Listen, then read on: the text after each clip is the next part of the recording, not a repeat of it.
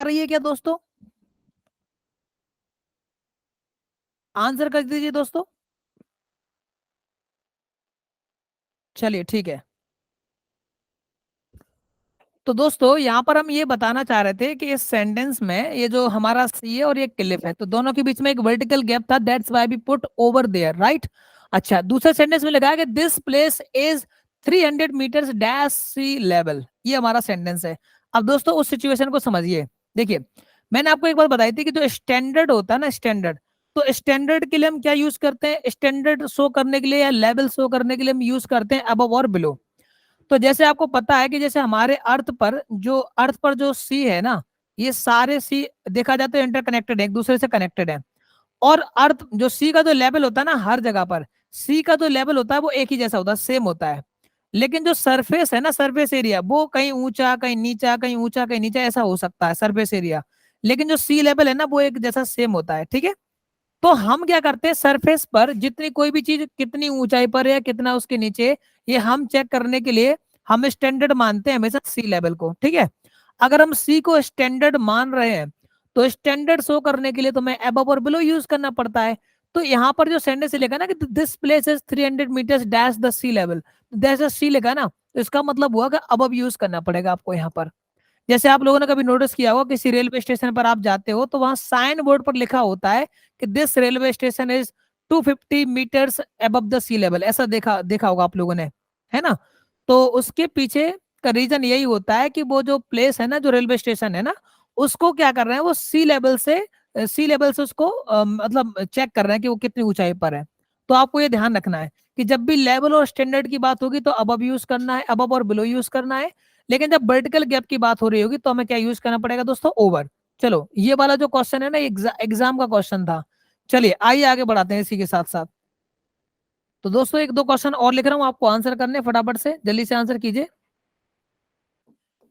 They put the keys dash the pillow.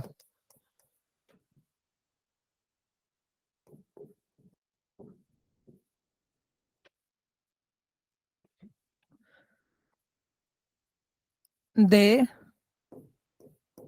Put the pillow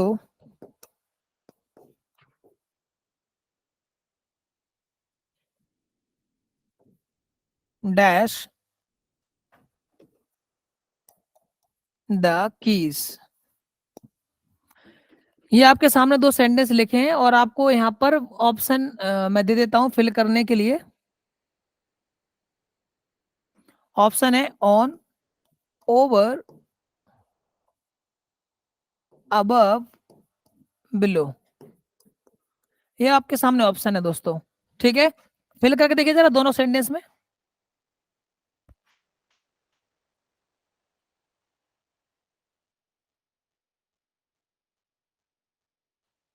सभी दोस्त जल्दी से आंसर करें।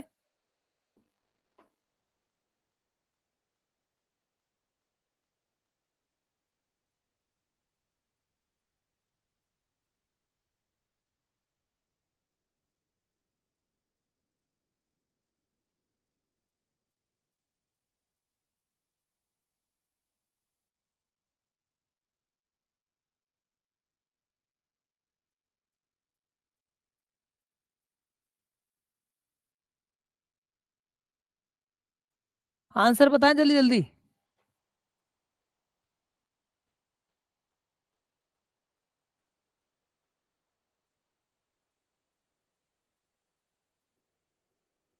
क्या आंसर कर रहे हो बताओ। दोनों में ऑन आएगा।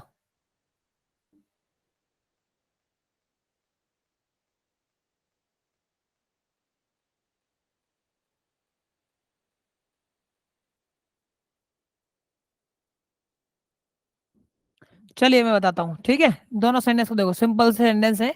हमने लिखा they put the keys dash the pillow, और दूसरा लिखा they put the pillow dash the keys. अब ध्यान से सुनिए दोस्तों, इस सेंटेंस में आप देखेंगे ना, मैं ये समझाना चाह रहा हूँ, कॉन्सेप्ट है, आपको समझ में आएगा। देखिए, अब जैसे कोई चीज है, सपोज कीज है, मान लीजिए कीज है, ठीक है। और अगर इन कीज को, अगर ये मान लीजिए एक पिलो है और इस पिलो पर उठा के इन की को रख देते हैं हम इस तरह से, तो जब हम कीज को पिलो पर रखेंगे ना तो वो दिख रही है, विजिबल है, ठीक है। एक सिचुएशन तो ये हो गई। दूसरी सिचुएशन ये हो गई कि हम क्या करें कि दोस्तों ये जो पिलो है ना, ये जो कीज रखी हुई है और इनके ऊपर हम क्या कर दें, पिलो को उठा के इसके ऊपर रख दें इस तरह से। तो जब हम पिलो के ऊपर की रखेंगे तो इससे क्या होगा दोस्तों, इससे ये होगा कि वो जो कीज है ना प्रॉपर तरीके से वो ढक जाएंगे, कवर हो जाएंगे, सही है, वो दिखेगी नहीं। अगर चाबी रखी हुई है उनके ऊपर अगर हम पिलो रख देंगे तो वो चाबी से वो क्या हो जाए, वो चाबी जो है ना वो ढक जाएंगी, कंप्लीटली कवर हो जाएंगी। तो जब हम किसी ऑब्जेक्ट का यूज किसी दूसरे ऑब्जेक्ट को कवर करने के लिए करते हैं तो वहां ओवर का यूज करते हैं दोस्तों, ओवर या अंडर का यूज करते हैं, ठीक है। लेकिन जब हम किसी चीज को किसी दूसरी चीज पर हम रखते हैं और अगर वो कंप्लीटली कवर नहीं हो रहा तो ऑन यूज करते हैं। तो चाबी रखने से कवर पूरी, ये पिलो पूरी तरह से कवर तो होगा नहीं, तो सिर्फ क्या लिखेंगे, on. They put the keys on the pillow. और यहाँ लगा कि दे पुट द पिलो, अब पिलो को रख रहे हैं कीज पर, तो ये की कंप्लीटली कवर हो जाएंगी, कंप्लीटली कवर हो जाएंगी, तो क्या लिखना पड़ेगा, ओवर। ठीक है दोस्तों। जैसे जैसे एक सेंटेंस है, जरा देखिए sentence number 3, they put a blanket dash the sleeping child. अब कोई बच्चा है सो रहा था, सोते हुए बच्चे पर उन्होंने क्या किया कि एक ब्लैंकेट डाल दिया सोते हुए बच्चे पर। तो सोते हुए बच्चे पर जब वो डाल देगा तो उस बच्चे को वो कवर कर लेगा। अगर कवर कर लेगा तो क्या यूज करना पड़ेगा, ओवर। तो they put a blanket over dash the sleeping child, ठीक है। अच्छा, एक सेंटेंस और लिखता हूं, the cat jumped dash the table. बिल्कुल इजी क्वेश्चंस है। और एक सेंटेंस और लिखा, the cat is dash the table. ये दोनों सेंटेंस एक ही जैसे हैं और over under above below use करने हैं आपको। मैं चाहता हूं एक बार ट्राई करना जरा इन क्वेश्चन को भी, इन दोनों सेंटेंस को भी एक बार ओपन ट्राई करके देखो। मैं आपको एक बार बता देता हूँ, ये चीजें नोट करते चलना आप सभी दोस्त, कि दोस्तों अंडर और ओवर का यूज हम तब भी करते हैं जब हमें किसी चीज को कंप्लीटली कवर करना हो। To cover something completely, to cover something completely,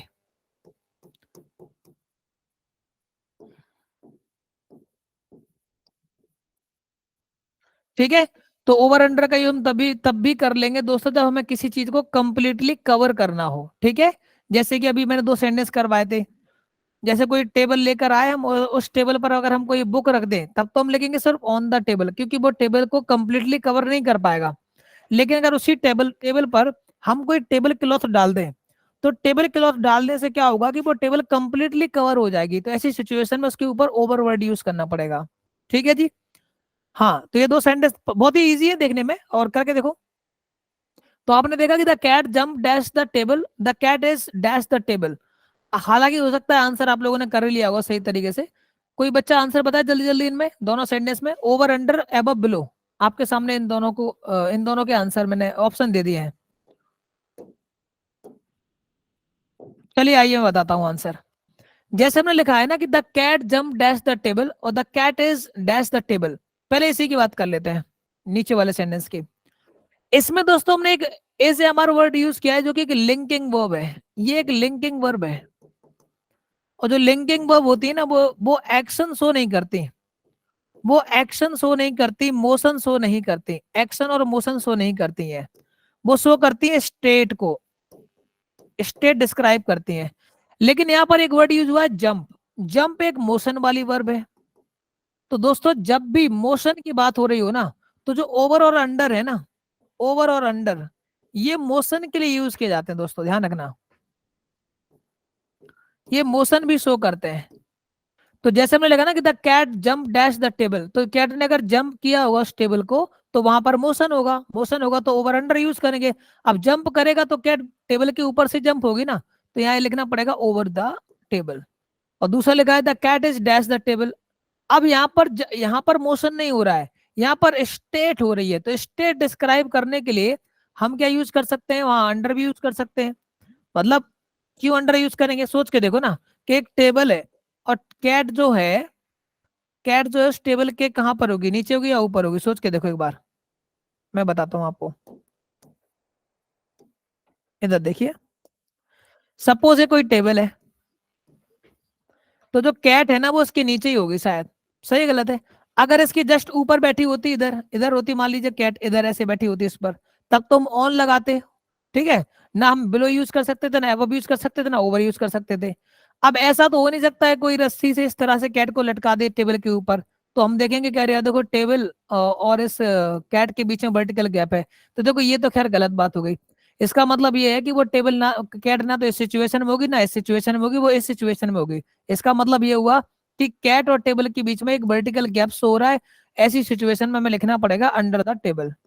तो देखो आपको मैं लॉजिकली तरीके से चीजों को समझाने की कोशिश कर रहा हूँ। मेरे ख्याल से ये बात आपको समझ में आ गई होगी दोस्तों। आंसर देखो तो बच्चों के क्या आ रहे हैं, समझ में आ रहा है क्या आपको?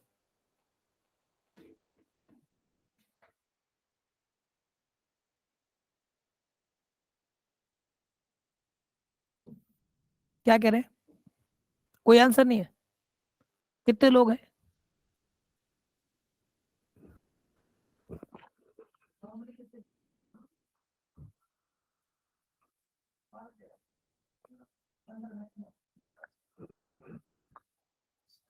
चलो ठीक है दोस्तों, अब बढ़ाते हैं आगे। अगला कॉन्सेप्ट हम डिस्कस करने जा रहे हैं, ठीक है। ये था हमारा ओवर अंडर, हमने कर लिया है ओवर अंडर एवं बिलो। अब हम आगे कुछ और अच्छे कॉन्सेप्ट करने वाले हैं। तो दोस्तों अब हम क्लास में सीखने जा रहे हैं preposition of by, preposition of with, इनके यूज सीखने जा रहे हैं।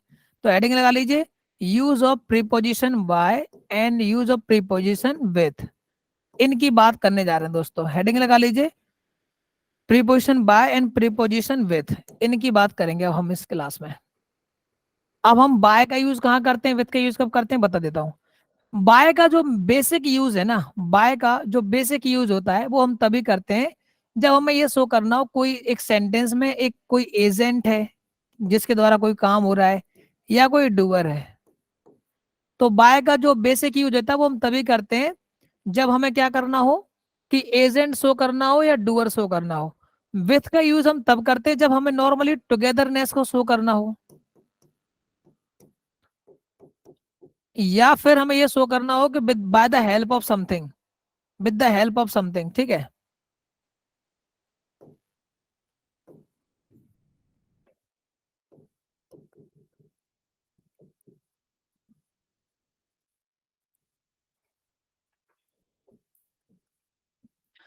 मतलब बाय यूज किया जाता है तब जब हमें नॉर्मली एजेंट और डूअर को डिस्क्राइब करना हो, उसके बारे में बात करनी हो। और विथ हम तब यूज करते हैं जब हमें टुगेदरनेस शो करना हो, या with the help of something, मतलब टूल्स हो गया, है ना, इनके बारे में जब हमें बात करनी होती है तब हम यूज करते हैं विथ। ठीक है, किसी डिवाइस की बात हो रही हो, किसी टूल्स की हेल्प से जब कोई काम हो रहा हो, तब हम यूज करते हैं विथ। और बाय यूज करते हैं एक एजेंट के लिए, ठीक है, डूअर के लिए। चलो ये तो बेसिक बात हो गई। चलो मैं क्या करता हूँ, इससे दो तीन आपको सिंपल से क्वेश्चन करा के दिखाता हूँ, फिर मैं आपको बताता हूँ कि पेपर वाला कैसे क्वेश्चन पूछता है, चाहे वो एसएससी का एग्जाम हो, चाहे वो कोई और दूसरा एग्जाम हो। ठीक है, आ जाइए समझते हैं इसको, यहाँ लिख लेते हैं। आइए जरा कुछ क्वेश्चन से समझते हैं। तो सेंटेंस नंबर 1, हमने एक सेंटेंस लिखा है यहाँ पर, a letter was written dash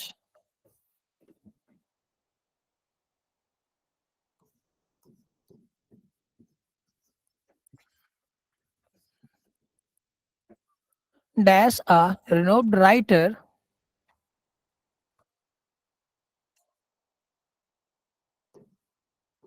an expensive pen। एक सिंपल सा सेंटेंस लिखा हुआ है मैंने, बिल्कुल इजी सेंटेंस है। तो इस सेंटेंस में आप ध्यान से देखेंगे तो हमने क्या लिखा हुआ है, ध्यान से पढ़ो। लिखा है कि a letter was written dash a renowned writer dash an expensive pen। तो लेटर को लिखा गया है, तो राइटिंग ये आपका एक्शन हो गया, ये काम हुआ है। इस एक्शन को करने वाला डूअर कौन है, रिनोव्ड राइटर, ये वो बंदा है जिसने ये काम किया है। तो मैंने बताया था कि जब कोई एजेंट या डूअर होगा सेंटेंस में तो उसके लिए बाय यूज करते हैं। तो यहाँ पर नॉर्मल है कि प्रीपोजिशन बाय यूज किया जाएगा, सभी को पता है। A letter was written by a renowned writer dash an expensive pen. तो इस पेन का क्या की, ये पेन क्या बन जाएगा, वहां पर डिवाइस का काम करेगा, टूल की तरह काम करेगा, इसका यूज करके किया है। तो यहाँ क्या यूज करना पड़ेगा, विथ। सिंपल सा है। और ये जो रिनोव्ड राइटर है ये क्या बन जाएगा दोस्तों, यहाँ पर डूअर बन जाएगा, इस काम को करने वाला। तो ये तो बेसिक बात हो गई, ठीक है। चलो एक आध दो सेंटेंस और समझते हैं इसी बात को सिंपल तरीके से। देखिए हमने एक सेंटेंस लिखा, they are eating dash the plate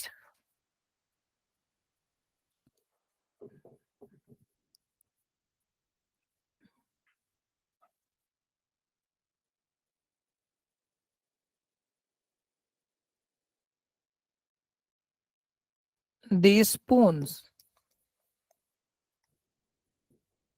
अब ये देखो, they are eating dash the plate dash the spoons, ठीक है। तो अब इस सेंटेंस में जरा इस सेंटेंस को पढ़ के देखोगे ना, तो इस ऑप्शन में देखो जरा क्या लिखा है, द स्पून्स। तो खाने के लिए जो स्पून होते हैं ना, वो टूल्स की तरह काम करेंगे, इस टूल का यूज करके वो खा रहे हैं, ठीक है। तो अगर टूल की तरह काम करेगा तो यहाँ पर तो हम विथ यूज कर लेंगे, विद द स्पून्स, राइट। लेकिन ये तो प्लेट है ना, इसके लिए क्या प्रीपोजिशन यूज करोगे, जरा बच्चों के आंसर देखिए। इस प्लेट से पहले क्या आंसर भरोगे, प्लेट के पहले क्या प्रीपोजिशन लगाओगे बच्चों,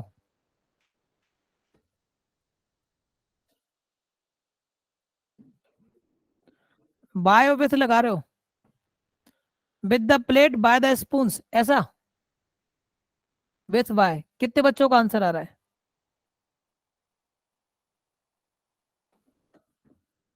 बाकी लोग भी आंसर करें जल्दी जल्दी।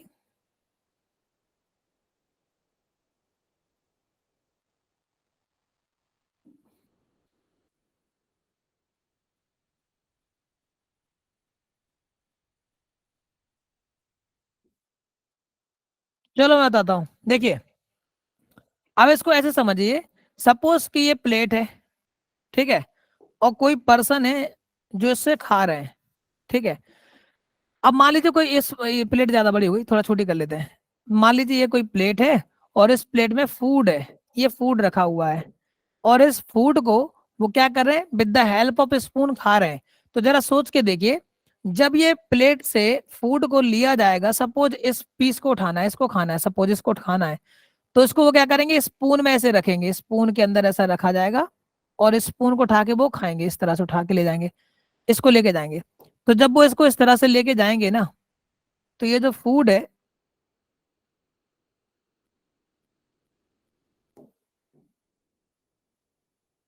ये बन नहीं पाएगा प्रॉपर, एक मिनट रुको जरा।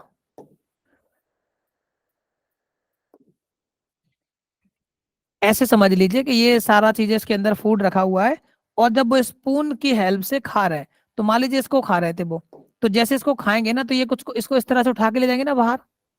तो जैसे इस फूड को लेके जा रहा है, तो इसका मतलब ये हुआ कि इस फूड का इस प्लेट से कनेक्शन टूट रहा है ना, कनेक्शन ब्रेक हो रहा है।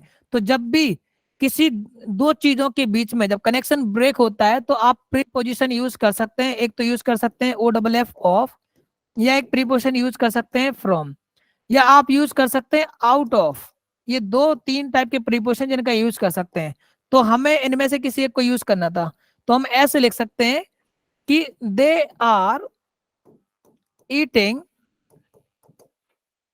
From the plate with the spoons, ऐसे लिखना था दोस्तों। अब आपको समझ में आ जाएगा सेंटेंस प्रॉपर तरीके से। तो देखिए दोस्तों, ये जो हमने फ्रॉम यूज किया ना प्लेट से, तो हम ये इसलिए लिख रहे हैं क्योंकि जो फूड है, जो भी वो खा रहे हैं ना, उसका कनेक्शन उस प्लेट से टूटेगा, प्लेट से वो हटेगा ना, दूर दूर हटेगा उससे। तो ऐसी सिचुएशन में आप यूज करिए फ्रॉम, ठीक है। और इस स्पून के केस में, स्पून एक टूल की तरह काम करेगा, तो इसलिए हम यूज कर रहे हैं क्या पर दोस्तों, यहाँ पर विथ यूज कर रहे हैं। तो ये आप ध्यान रखना कि जब भी दो चीजों के बीच में कनेक्शन टूटता है, तो वहां पर हम यूज करते हैं preposition O double F of, from या आउट ऑफ यूज कर सकते हैं, ठीक है। चलिए, तो ये भी आपको समझ में आ गया होगा, ये सरल से क्वेश्चन थे, बट जरूरी है आपको बताना, क्योंकि प्रीपोजिशन जो होते हैं ना, बहुत बहुत ही माइनर मिस्टेक क्रिएट करवा देते हैं आपसे, ठीक है। चलिए, अब आगे बढ़ाते हैं दोस्तों, अगला क्वेश्चन आपके सामने लिख रहा हूं मैं, ध्यान से देखिए जरा। हमने एक सेंटेंस लिखा,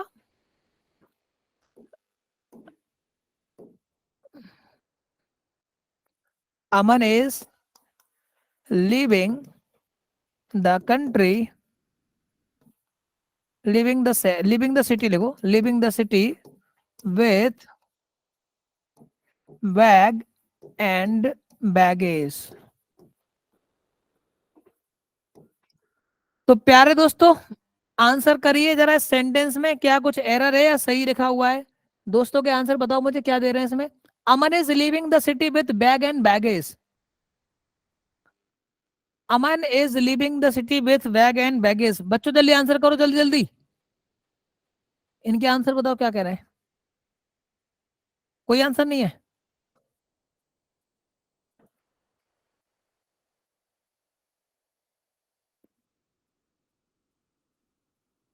आंसर नहीं आ रहा?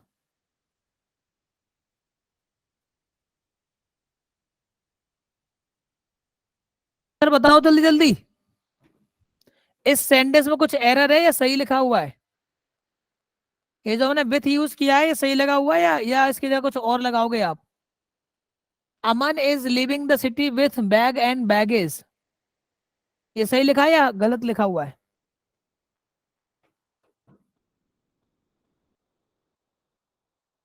अब देखो, ये जो क्वेश्चन है ना, ये एसएससी के पेपर में आया हुआ क्वेश्चन है बच्चों, मतलब इसी टाइप के क्वेश्चन पेपर में आए हुए हैं।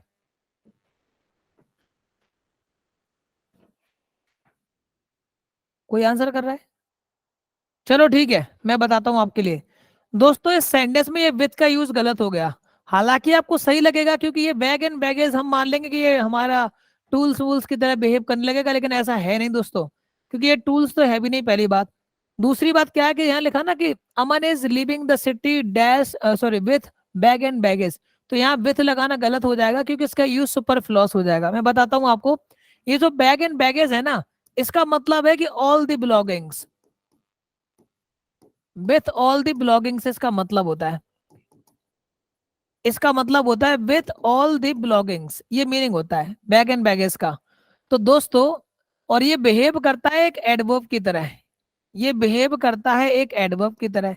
और हमें पता है कि किसी भी एडवर्ब के पहले अलग से हम प्रीपोजिशन यूज कर नहीं सकते।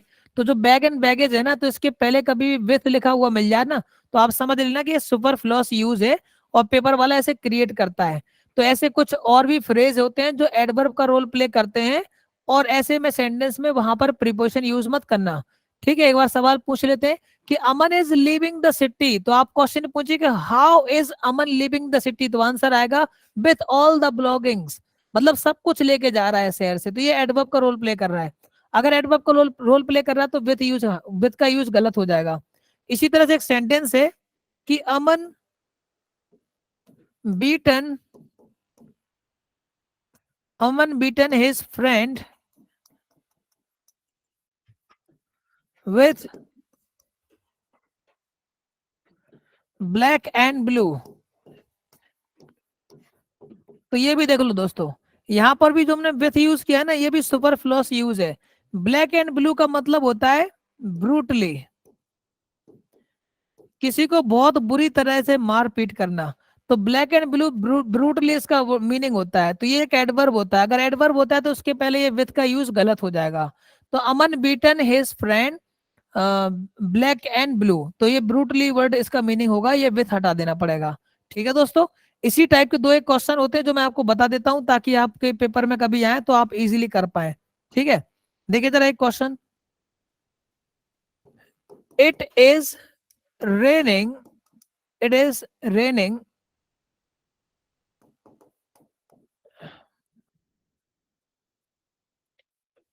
Like cats and dogs here. अब ये सेंटेंस लिखा हुआ है, it is raining like cats and dogs here, ऐसा ही क्वेश्चन पूछा जाएगा हूबहू। तो दोस्तों यहाँ ध्यान से देखोगे ना, तो ये जो कैट्स एंड डॉग्स लिखा हुआ है ना, इसका मतलब ये नहीं कि कुत्ते बिल्ली की तरह बारिश हो रही है, ऐसा नहीं है।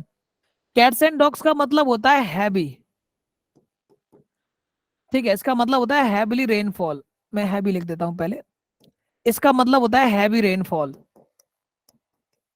बहुत तेज बारिश हो रही होती है।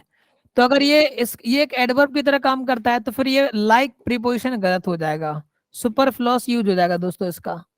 ठीक है, तो पेपर में ऐसे क्वेश्चन आते हैं, इनके बारे में आपको पता होना चाहिए। ठीक है, तो ये लिखा हुआ है कि it is raining like cats and dogs, तो ये लाइक वर्ड गलत यूज हो गया, सिर्फ इतना लिखें कि it is raining cats and dogs, अब ये सेंटेंस सही हो जाएगा। बच्चों आंसर तो करते चलो, समझ में आ रहा है नहीं आ रहा है, बताते चलिए। आ रहा है आंसर, आ रहा है इन लोगों के, हाँ ना में?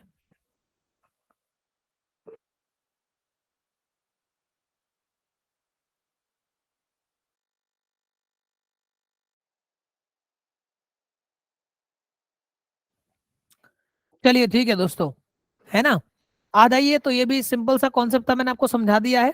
ठीक है, तो हमने ये जाना कि जो बाय है ना, ये टुगेदरनेस शो करता है, या फिर ये इसलिए यूज किया जाता है कि जब हम कोई एक्शन किसी चीज की हेल्प से करते हैं तब भी हम यूज करते हैं विथ। सपोज किसी पर्सन ने ट्री को कट कर दिया, तो कट करेगा किसकी हेल्प से? या तो कोई मतलब कटर होगा उससे, या मान लीजिए एक्स है, कुल्हाड़ी है, उससे काट दिया, तो वो उसके लिए क्या यूज करना पड़ेगा? विथ यूज करना पड़ेगा। समझ गए ना? चलिए, अब मैं आपको एक वाई के कुछ और भी पॉइंट समझा देता हूँ, वो भी जान लो आप लोग। ठीक है, चलिए आइए।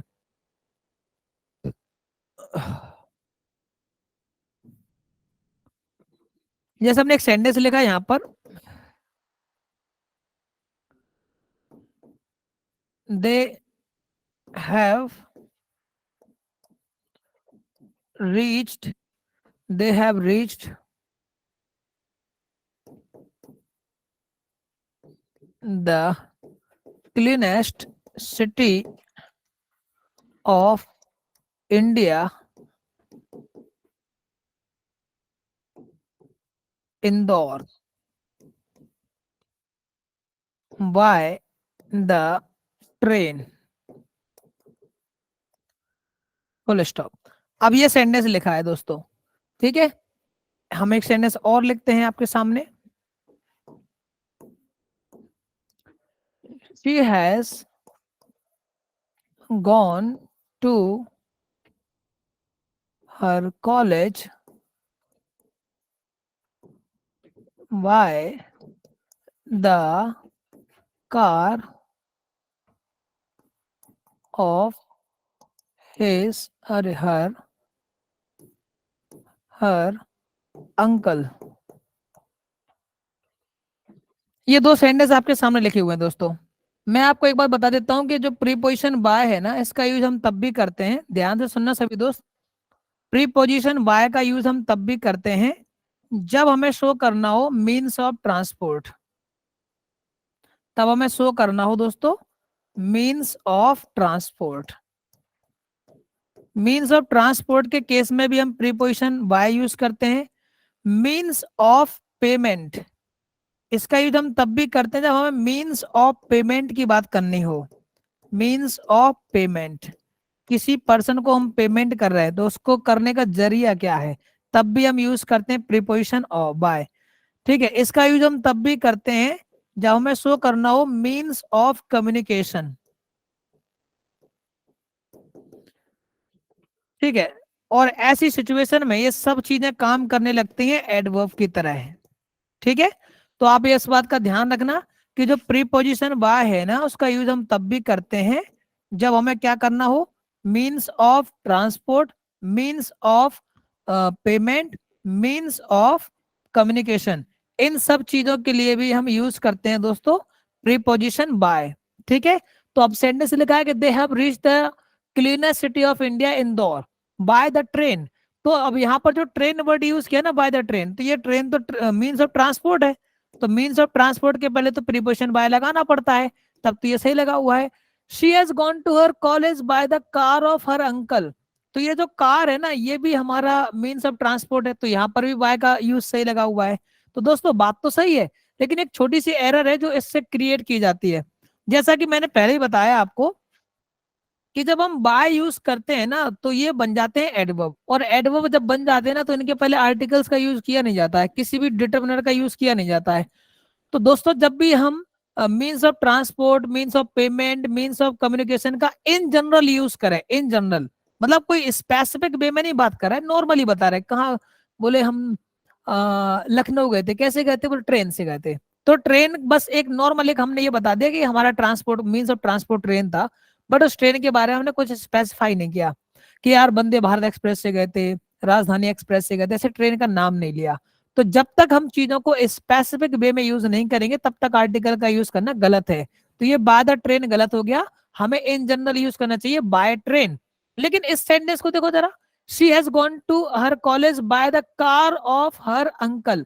अगर ये सेंटेंस सिर्फ इतना लिखा होता ना दोस्तों, इतना बाय द कार, सिर्फ इतना लिखा होता, तो दोस्तों पता नहीं चल पाता कि ये किसकी कार की बात हो रही है। तो ऐसे में ये जनरल नहीं होता, सॉरी, तब ये जनरल बन जाता। अगर जनरल बन जाता तो फिर हमें ये आर्टिकल दा हटाना पड़ता दोस्तों। लेकिन ऐसा है नहीं। क्यों नहीं है? क्योंकि देखो हमने उसको कार को स्पेसिफाई किया है कि किसकी कार है। तो देखो जरा क्या लिखा हुआ है, ऑफ हर अंकल। तो ये जो कार है ना, ये जनरल कार नहीं है, ये कार स्पेसिफिक कार उसके अंकल की कार है।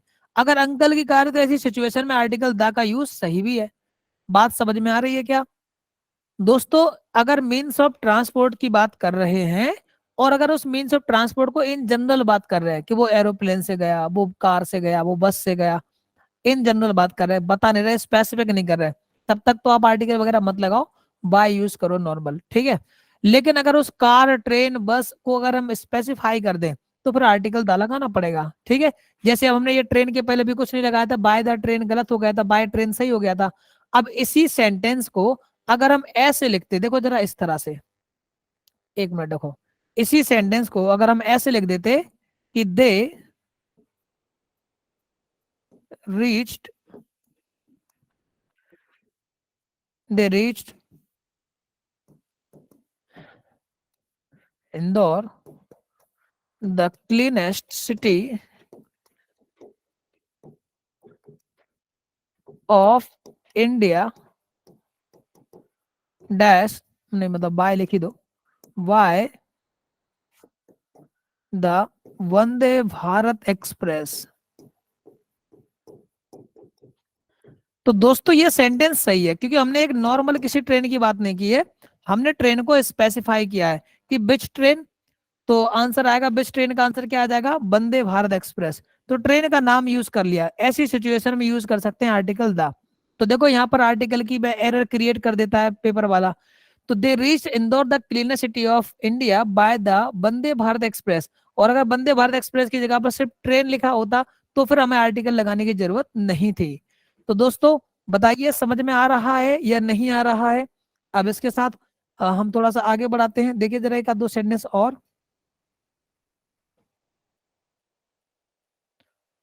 We have paid him 20,000 rupees by with the check, full stop. हमने यहाँ लिख दिया बाय विद द चेक, कि हमने उसको 20,000 रुपए दे दिए बाय विद द चेक। तो ये तो पता चल गया कि जो पेमेंट हम कर रहे हैं ना, तो चेक उसमें, ये जो चेक है ना, ये उसमें किसका काम कर रहा है? मीन्स ऑफ पेमेंट का काम कर रहा है। अगर मीन्स ऑफ पेमेंट का काम कर रहा है तो प्रीपोजिशन बाय लगाना पड़ेगा, विद तो हटा देंगे। लेकिन चेक तो जनरल बात हो रही ना, स्पेसिफिक थोड़ी किया हमने। जब स्पेसिफिक नहीं किया तो फिर ये आर्टिकल हटा दीजिए यहाँ पर से। हाँ, किसी बैंक का नाम लिखा होता है कि एसबीआई का चेक दिया है, या क्या नाम है अपना, बैंक ऑफ इंडिया का दिया है, किसी बैंक वगैरह का नाम लिख देते, उसको स्पेसिफिक बनाने की कोशिश करते, तब हम आर्टिकल का यूज कर सकते थे। बट यहाँ तो हमने जनरल सेंस में बात की है। अगर जनरल सेंस में बात की है तो आर्टिकल वगैरह हटा देना। आंसर देखो बच्चों के, इनको समझ में आ रहा है क्या? हाँ या ना बोलो जल्दी जल्दी, कुछ जवाब दे रहे हैं? कितने जुड़े हुए हैं? अच्छा, चलो ठीक है। दोस्तों ज्यादा से ज्यादा आने की कोशिश करो क्लास में, आपको बहुत अच्छी चीजें पढ़ाई जाएंगी जो आपके एग्जाम पॉइंट ऑफ व्यू के, मतलब एग्जाम के लिए बहुत इंपॉर्टेंट है। तो वो सारी चीजें मैं आपको ग्रामेटिकली अच्छे से पढ़ा दूंगा, ठीक है। चलो, तो दोस्तों मीन्स ऑफ ट्रांसपोर्ट की बात हो गई, मीन्स ऑफ पेमेंट की भी बात हो गई दोस्तों, है ना। और अब बचता है मीन्स ऑफ कम्युनिकेशन। तो हमने एक सेंटेंस लिखा,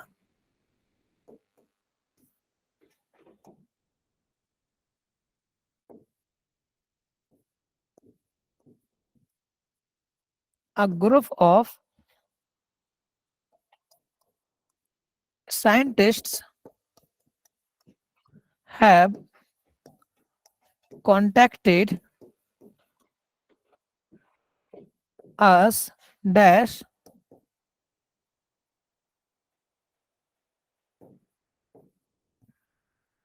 emails, ये लिखा हुआ है कि कुछ साइंटिस्ट के ग्रुप है, उन्होंने हमसे कांटेक्ट किया है, किसकी मदद से, ईमेल्स के थ्रू। तो यहाँ पर हाँ, हम एक चीज और भी है यहाँ, जैसे लिखा ना by the cheque, through the cheque use कर सकते हैं, थ्रू ईमेल्स यूज कर सकते हैं, ठीक है। तो यहाँ पर हम बाय यूज कर सकते हैं, बाय ईमेल्स, ठीक है। तो ये क्या हो जाएगा, मीन्स ऑफ कम्युनिकेशन हो जाएगा।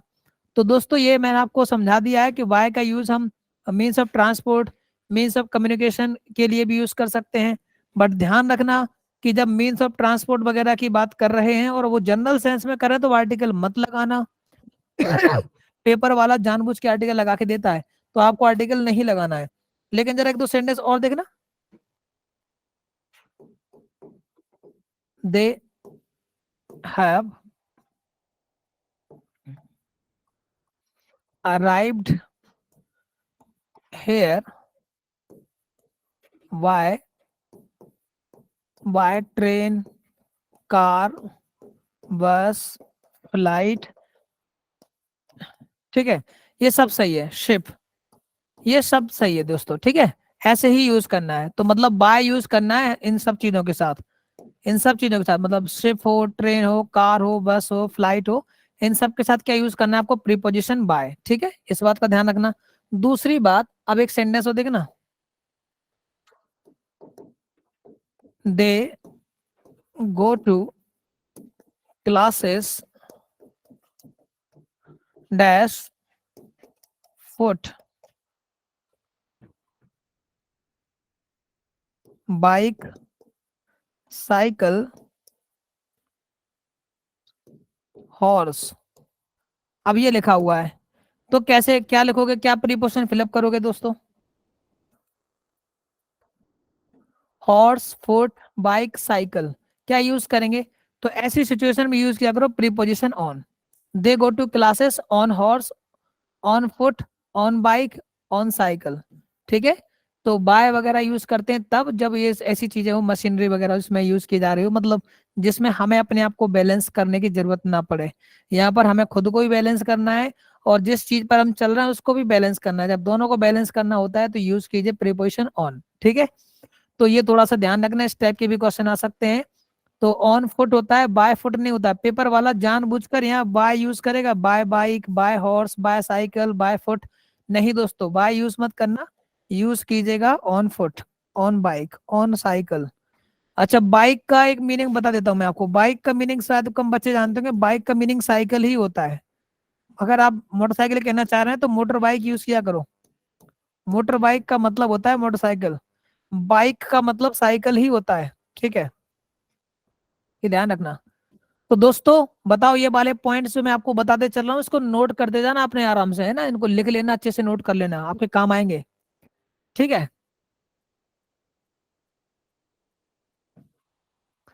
अब एक सेंटेंस हो देखना जरा,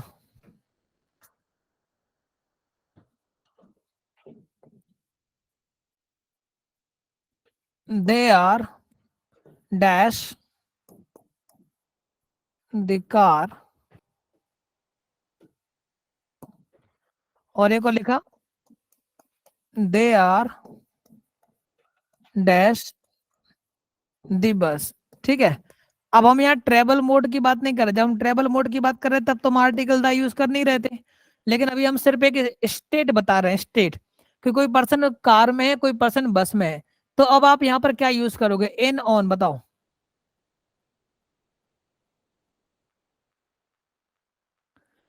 इनमें प्रीपोजिशन क्या फिल करोगे, जरा आंसर करो जल्दी जल्दी।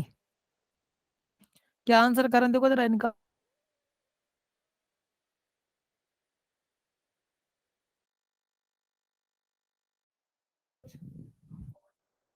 On in, first on second in, ठीक है। और बताएं, कौन किस बच्चे ने जवाब दिया ये, महेश। देखिए दोस्तों, बता देता हूं आपके लिए कि ऑन आप तब यूज किया करो जब कोई ऐसा ट्रांसपोर्ट मतलब पब्लिक का कोई ऐसा ट्रांसपोर्ट वाला कोई चीज यूज कर रहे हैं हम, किसी ऐसे पब्लिक ट्रांसपोर्ट का यूज कर रहे हैं हम जिसमें आप फ्रीली वॉक कर सकते हैं, वॉक कर पाओ, मतलब एक स्थान एक प्लेस से दूसरे प्लेस पर आप वॉक कर पाओ, तो वहां यूज करते हैं ऑन। ठीक है, तो जैसे बस है, तो बस में आदमी इधर उधर मूव कर सकता है इजीली, तो यहाँ यूज करते हैं ऑन बस, ऑन द बस। ठीक है, या ऑन द ट्रेन, ये यूज करते हैं। तो ऑन बस ऑन ट्रेन होता है, लेकिन कार जो है ना, कार में ऐसे आप वॉक नहीं कर सकते, तो वॉक नहीं कर सकते तो वहां यूज किया करो इन। तो they are in the car, they are on the bus. बात समझ में आई ना? इस तरह से यूज किए जाते हैं, तो इसका ध्यान रखना। कार हो गया ऑन बस, सॉरी कार कार नहीं, बस हो गई तो ऑन बस होता है, ऑन ट्रेन होगा, ऑन फ्लाइट हो जाएगा, ऑन बोर्ड होता है ना, बट यूज करते हैं ऑन बोर्ड, तो ऑन बोर्ड मतलब इन सब चीजों के लिए यूज होता है। ठीक है, तो इस बात का ध्यान रखना। छोटी छोटी बातें हैं दोस्तों, लेकिन ये बड़ी एरर क्रिएट करा देती हैं। तो अब आपको समझ में आ गया होगा कि कहाँ यूज करना है, कैसे यूज करना है। ठीक है, बाय का एक और यूज है प्रीपोजिशन बाय का, वो भी जान लो आप फटाफट से। देखिए जरा फटाफट एक सेंटेंस से, हमने एक सेंटेंस लिखा, India won India won the ICC World Cup 2011 dash hitting a six। अब ये सेंटेंस लिखा हुआ है। ठीक है, तो दोस्तों मैं आपको बता देता हूं, प्रीपोजिशन बाय का यूज आप तब भी किया करो, प्रीपोजिशन बाय का यूज तब भी किया करो जब आपको एडवर्ब ऑफ मैनर शो करना हो। Adverb of manner, adverb of manner का मतलब हुआ कि किसी एक्शन को किस तरह से किया गया है, ये बताने के लिए भी आप प्रीपोजिशन बाय का यूज किया करो। ठीक है, तो जैसे हमने कह रहे हैं कि हमने भारत ने वर्ल्ड कप जीता था 2011 का, वो कैसे जीता था? बाय हिटिंग सिक्स, बाय लगाना पड़ेगा, सिक्स मार के हमने वर्ल्ड कप जीत लिया। तो ऐसी सिचुएशन में हमें यूज करना चाहिए प्रीपोजिशन बाय। ये एडवर्ब ऑफ मैनर है कि कैसे जीता था, how did India won the ICC world cup 2011, answer आएगा बाय हिटिंग अ सिक्स। ठीक है, तो जब हाउ का रिस्पॉन्स करना हो तो आप प्रीपोजिशन बाय यूज किया करो। बात समझ में आई दोस्तों? तो ये छोटी छोटी बातें, इनको भी नोटिस में रखना अपने। ठीक है, ये देखो जरा, टुगेदरनेस शो करने वाले कुछ वर्ड्स होते हैं, टुगेदरनेस शो करने वाले कुछ वर्ड्स होते हैं, उनको भी ध्यान में रख लो। वहां पर प्रीपोजिशन विथ यूज होता है, और वहां से एक दो टाइप के क्वेश्चन बनते हैं। देखिए ये वाले वर्ड्स होते हैं जो टुगेदरनेस शो करते हैं, जैसे कि विथ, जैसे कि अलोंग विथ, जैसे कि टुगेदर विथ,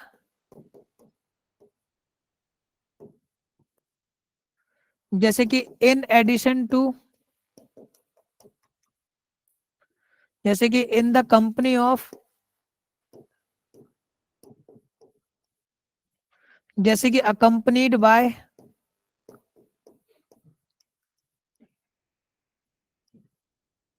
ठीक है, जैसे कि एज वेल एज। अब इनके फीचर को समझ लीजिए दोस्तों, ये जब एक सेंटेंस में यूज होते हैं ना, ये वाले वर्ड्स, ये वाले जो वर्ड्स है ना, जब एक सेंटेंस में यूज होते हैं तो ये क्या करते हैं, इनको समझ लीजिए। ये टुगेदरनेस शो करते हैं तो पता चली गया आपको, लेकिन साथ ही साथ ये करते क्या है वो भी जान लो आप। देखो मतलब इसमें यूज कैसे होते हैं एक सेंटेंस में, बता देता हूँ आपके लिए। देखो इनको सेंटेंस में यूज ऐसे करते हैं कि पेपर वाला क्या करता है कि इनके दोनों साइड वर्ड्स को कनेक्ट करता है, पेपर वाला इनके दोनों साइड में कुछ वर्ड्स को कनेक्ट कर देता है दोस्तों। ठीक है, कैसे कनेक्ट करता है? सपोज यहाँ पर एक सब्जेक्ट कनेक्ट करता है, एक वर्ड यहाँ पर लिख देता है, कोई भी नाउन या प्रोनाउन, और एक वर्ड यहाँ पे लिख देता है। देन आपके लिए यहाँ पर एक कोई वर्ब लिखता है, देन अदर वर्ड्स लिखता है। ठीक है, तो होता क्या है दोस्तों, ये जो सारे वर्ड्स दिख रहे हैं ना, with, along with, together with, ये सारे वर्ड्स दो टाइप के काम करते हैं। या तो ये प्रीपोजिशन है, या फिर प्रीपोजिशनल फ्रेज है। अब प्रीपोजिशन कौन सा है? जो सिंगल वर्ड है ना वो प्रीपोजिशन है, तो सिंगल वर्ड ये विथ अकेला, तो ये हमारा प्रीपोजिशन है। तो जहां एक से ज्यादा वर्ड्स हैं वो प्रीपोजिशनल फ्रेज हो गए। तो हमेशा एक बात ध्यान रखना, चाहे प्रीपोजिशन हो चाहे प्रीपोजिशनल फ्रेज हो, जब ये सेंटेंस में यूज होंगे ना, तो इनके पहले जो वर्ड लिखा जाता है ना दोस्तों, वो सेंटेंस में काम करता है सब्जेक्ट का। तो अगर सेंटेंस में ये वर्ड सब्जेक्ट बन जाएगा, और दूसरी बात कि प्रीपोजिशन के बाद लिखा गया कोई वर्ड होगा ना, तो दोस्तों वो रोल प्ले करता है उसी प्रीपोजिशन के ऑब्जेक्ट का।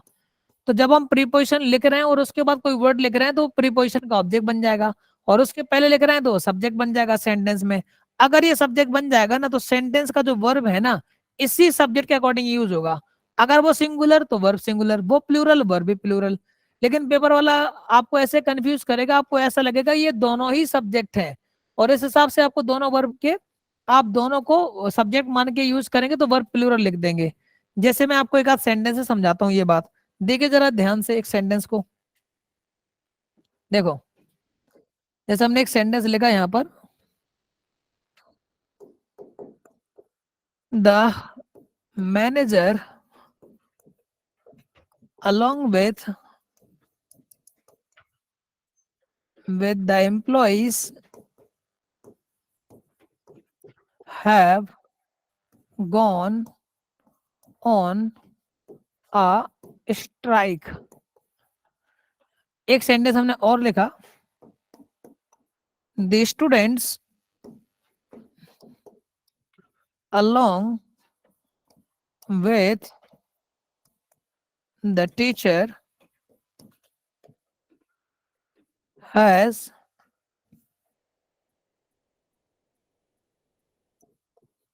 enjoyed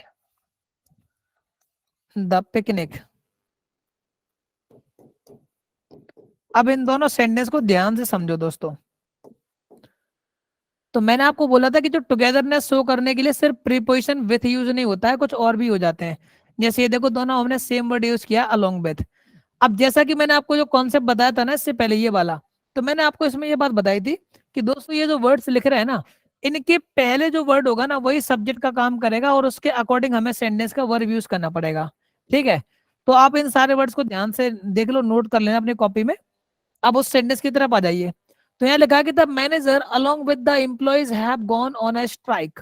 ठीक है, तो हमने देखा कि अलोंग विद के पहले क्या लिखा हुआ है, द मैनेजर, तो ये सेंटेंस में सब्जेक्ट का काम करेगा। सब्जेक्ट ये है, और ये जो लिखा है ना द एम्प्लॉइज, ये सब्जेक्ट नहीं है बल्कि इस प्रीपोजिशनल फ्रेज का ये ऑब्जेक्ट है। अगर ये ऑब्जेक्ट है तो इसका वर्ब पे कोई इंपैक्ट पड़ेगा नहीं, वर्ब यूज होगा इस मैनेजर के अकॉर्डिंग। तो मैनेजर तो हमें पता चल गया कि मैनेजर तो कैसा है आपका, सिंगुलर है। अगर सिंगुलर है तो सेंटेंस का वर्ब सिंगुलर चाहिए था, तो ये हैव गलत हो गया, यूज करना चाहिए हैज। इसी तरह से यहाँ पर अलोंग विद के पहले लिखा हुआ है स्टूडेंट्स। अब स्टूडेंट सब्जेक्ट है, स्टूडेंट यहाँ पर सब्जेक्ट का रोल प्ले कर रहा है, और साथ ही साथ ये प्लूरल भी है, तो इसके हिसाब से वर्ब यूज करना पड़ेगा।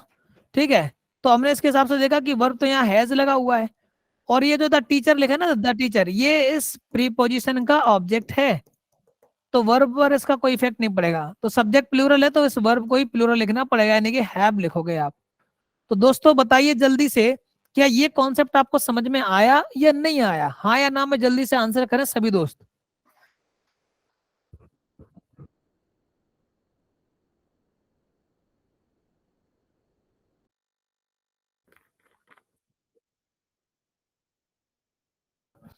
कितने लोग हैं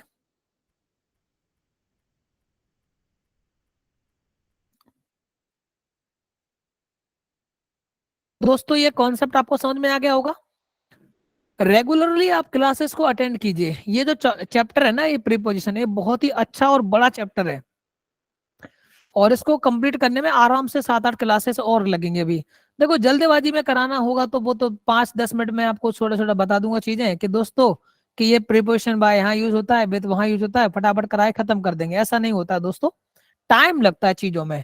जब अच्छे तरीके से चीजों को पढ़ना होता है ना, तो उसमें टाइम लगता है, और जब टाइम लगता है तो हमें उसके लिए टाइम देना भी चाहिए, है ना, ताकि प्रॉपर तरीके से क्लैरिटी मिल जाए। अब एक काम करते हैं, आपके लिए कल की तरह कुछ वर्ड्स याद करा देते हैं, वोकैबुलरी।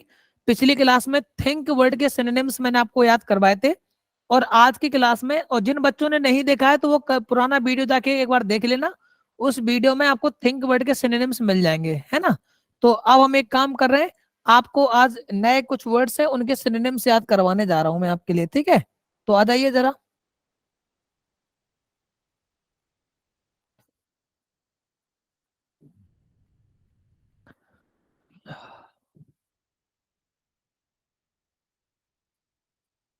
तो दोस्तों आज हम याद करवाने वाले हैं आपको सिनोनिम्स, याद करवाने वाले हैं।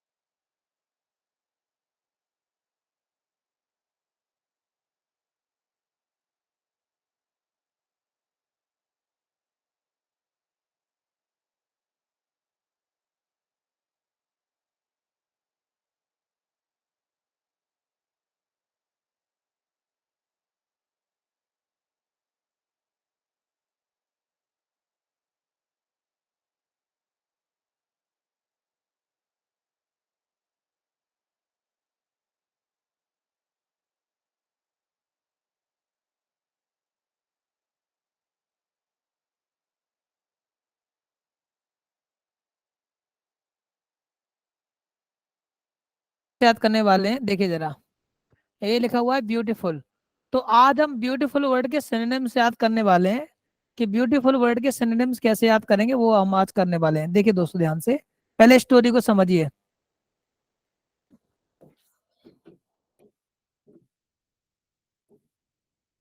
ओफो,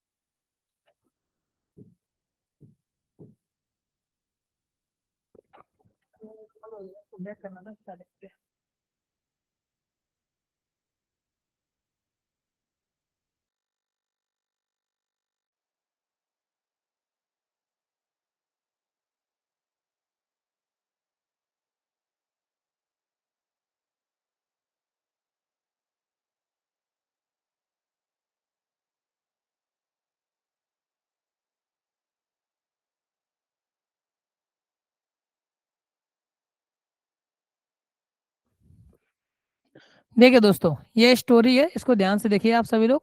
ब्यूटीफुल वर्ड के सिनोनिम्स याद हो जाएंगे। इसमें कहा जा रहा है कि अल्लू एक फैशन डिजाइनर है जिसकी शादी हो रही प्रीति से। शादी मार्बल की बनी बिल्डिंग में हो रही है। प्रीति की सहेलियां हैं कुछ, चारू, गौरी, कमली और रबीना। ये सब लोग आए हैं। सबके लिए खाने का जो अरेंजमेंट हुआ है वो मैस में हुआ है। तो अब इसमें आपको दोस्तों वो ध्यान देना है जो हमने जिसको हमने इंग्लिश में अलग से लिखा हुआ है ना, वो हमारे की है। जैसे कि अल्लू फैशन डिजाइनर है, शादी हो रही है किससे, प्रीति से हो रही है, मार्बल से बनी बिल्डिंग में हो रही है, ठीक है। मैस, रवीना, कमली, गौरी, चारू और प्रीति, ये हमारी की है। इससे आपको कुछ वर्ड्स याद होंगे दोस्तों, ठीक है। चलो अब ध्यान से इस बात को देखना, इनका ध्यान रखना है आपको, है ना। देखिए ये है वो अल्लू जिसकी शादी हो रही है। शादी हो रही है प्रीति से, ये वो प्रीति है। शादी हो रही है मार्बल से बनी बिल्डिंग में, ये वो मार्बल से बनी बिल्डिंग है। शादी में उसकी सहेली आ रही है चारू, गौरी, कमली, रवीना। और इन सब के लिए खाने का अरेंजमेंट कहाँ हुआ है, मैस में, ठीक है। वो मैस शायद गायब हो गई, कोई बात नहीं। अब दोस्तों आपको याद करने के लिए जो ट्रिक बनाई थी जो हमने की वो ये है, देखो इसकी की देखिए दोस्तों। देखो ट्रिक क्या बनाई है हमने, कि दोस्तों इस साइड जो हमने लिखा है ना, ये है हमारी की, ट्रिक है याद करने के लिए। और ये है हमारे वर्ड्स याद करने के लिए। तो अल्लू से, अल्लू से बनेगा एल्यूरिंग, अल्लू से बनेगा दोस्तों एल्यूरिंग। फैशन, फैशन से बनेगा फैसिनेटिंग, फैशन से बनेगा फैसिनेटिंग। प्रीति, प्रीति से बनेगा प्रेटी, प्रीति से बनेगा प्रेटी। मार्बल से बनेगा मार्वेलस, मार्बल से बनेगा मार्वेलस। चारू से बनेगा चार्मिंग, चारू से बनेगा चार्मिंग। गौरी से बनेगा गॉर्जियस, गौरी से बनेगा गॉर्जियस। कमली से बनेगा कमली, कमली से बनेगा कमली। रवीना से बनेगा रैविशिंग, रवीना से बनेगा रैविशिंग। और मैस से बनेगा मैसमराइजिंग। यहाँ पर ए की स्पेलिंग गलत है, मतलब इतने लिखना। मैसमराइजिंग की स्पेलिंग होती है MESMERISING, मैसमराइजिंग। तो दोस्तों आपको स्टोरी याद हो गई होगी। स्टोरी में ध्यान रखना है आपको कि अल्लू की शादी हो रही है। अल्लू एक फैशन डिजाइनर है जिसकी शादी हो रही है प्रीति से। और शादी कहाँ हो रही है? मार्बल से बनी बिल्डिंग में, जिसमें उसकी सहेलियां आ रही हैं। कौन कौन? चारू, कमली, गौरी और रबीना आ रही है। शादी में जो खाने का अरेंजमेंट है वो कहाँ हुआ है? मैस में। तो अब आपने देखा कि अल्लू वर्ड से याद हो जाएगा क्या? एल्यूरिंग हो जाएगा। फैशन से हो जाएगा फैसिनेटिंग। प्रीति से हो जाएगा प्रेटी। मार्बल से हो जाएगा मार्बेलस। चारू से चार्मिंग। गौरी से गॉर्जियस। कमली से कमली। रबीना से रैविशिंग। मैथ से मैसमराइजिंग। तो दोस्तों ये आज की क्लास के हमने वर्ड्स याद करवा दिए हैं, आपको समझ में आ गए होंगे बहुत अच्छे से। इस स्टोरी को ध्यान रखना, सारे वर्ड्स आपको याद हो जाएंगे। तो दोस्तों इसी के साथ आज की क्लास एंड करने वाले हैं। सभी लोग कल फिर से जब हमारी नई क्लास स्टार्ट होगी उसमें सभी लोग ज्वाइन करें। थैंक यू सो मच दोस्तों। जय हिंद।